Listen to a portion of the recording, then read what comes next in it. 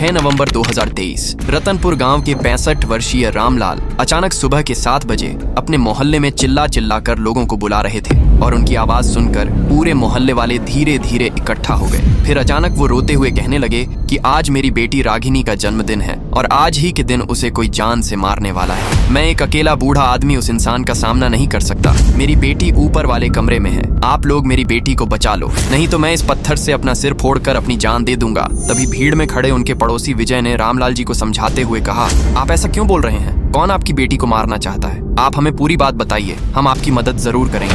फिर रामलाल जी रोते हुए कहते हैं कि मेरी बेटी किसी लड़के से प्यार करती है और कुछ दिनों से उन दोनों के बीच कुछ ठीक नहीं चल रहा है। मैंने उसे फोन पर बात करते हुए सुना। वो लड़का कह रहा था कि तुमने मुझे धोखा देकर अच्छा नहीं किया, मैं तेरे जन्मदिन पर तेरे घर पर आकर तुझे जान से मार दूंगा। वो कभी भी आ सकता है, आप लोग मेरी मदद करो, मैं आप लोगों के आगे हाथ जोड़ता हूँ, प्लीज मेरी बेटी को बचा लो। फिर विजय ने बिना समय गवाए मोहल्ले के 3 लड़कों के साथ उस लड़के को रंगे हाथों पकड़ने की योजना बनाई। फिर सभी लोग तेजी से ऊपर वाली मंजिल की तरफ दौड़ पड़ते हैं और उनमें से एक लड़का अपने मोबाइल फोन का कैमरा ऑन करके दीवार के पीछे छिप जाता है और 2 लड़के उसे रंगे हाथों पकड़ने के लिए दीवार के पीछे छिप ही रहे थे कि तभी रागिनी का बॉयफ्रेंड अपने हाथ में गिफ्ट लेकर ऊपर की तरफ चढ़ता हुआ दिखाई दिया। फिर वो दूसरी मंजिल पर पहुंचकर जैसे ही रागिनी के कमरे का दरवाजा खोलता है तो उसकी आंखें फटी की फटी रह जाती हैं। फिर वो तेजी से सीढ़ियों से नीचे की तरफ जाता है और पुलिस को फोन लगाकर उन्हें जल्द से जल्द आने के लिए कह ही रहा था कि तभी अचानक उसकी नजर सामने की तरफ जाती है तो वो देखता है कि पूरे मोहल्ले वाले उसके सामने खड़े होकर उसे गुस्से में घूर रहे हैं और रामलाल जी उस पर अपनी बेटी को जान से मारने का इल्जाम लगा रहे हैं। तभी ऊपर गए तीनों लड़के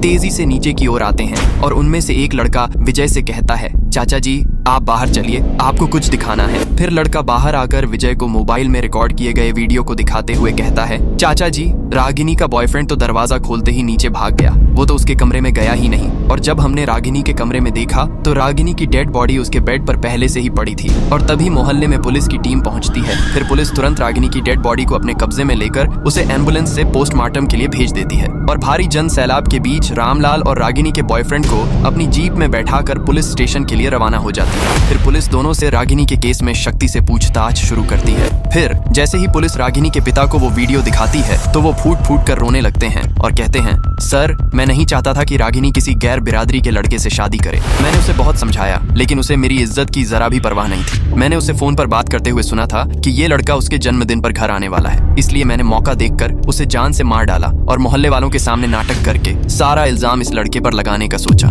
ये सब मेरा ही किया धरा है सर, इसमें इस लड़के का कोई दोष नहीं है। अब रामलाल जेल की काल कोठरी में आजीवन कारावास की सजा भुगत रहा है।